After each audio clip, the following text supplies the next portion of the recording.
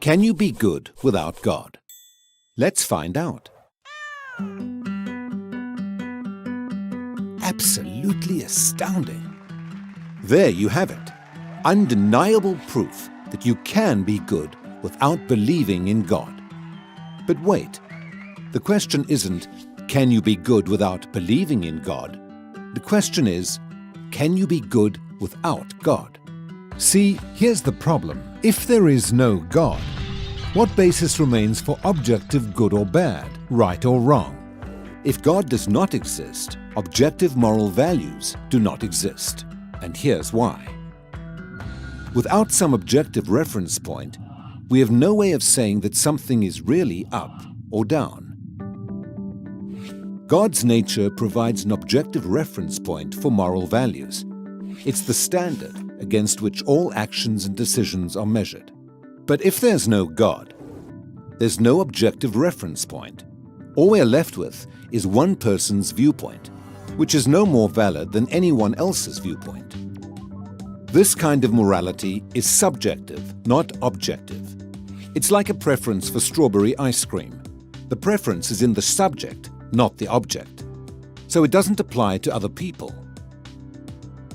In the same way, subjective morality applies only to the subject. It's not valid or binding for anyone else.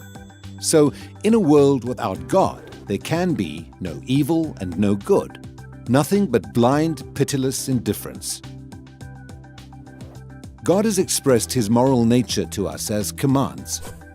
These provide the basis for moral duties. For example, God's essential attribute of love is expressed in His command to love your neighbor as yourself. This command provides a foundation upon which we can affirm the objective goodness of generosity, self-sacrifice, and equality. And we can condemn as objectively evil greed, abuse, and discrimination. This raises a problem. Is something good just because God wills it, or does God will something because it is good? The answer is neither one. Rather, God wills something because He is good. God is the standard of moral values, just as a live musical performance is the standard for a high-fidelity recording. Without your love. The more a recording sounds like the original, the better it is. Likewise, the more closely a moral action conforms to God's nature, the better it is.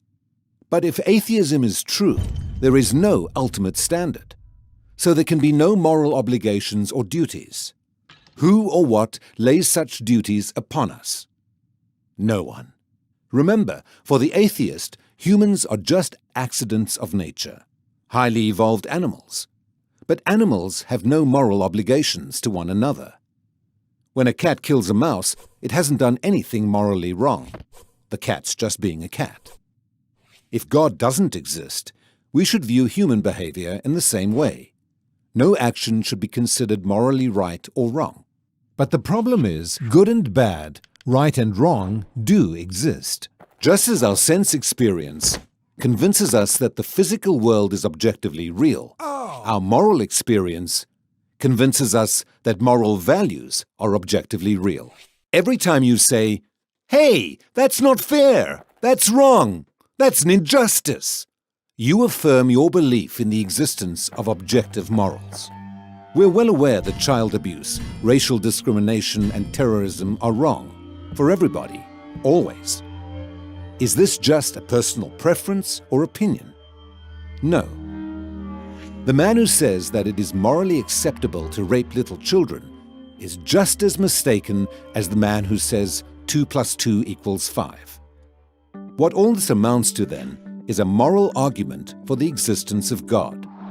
If God does not exist, objective moral values and duties do not exist. But objective moral values and duties do exist. Therefore, God exists.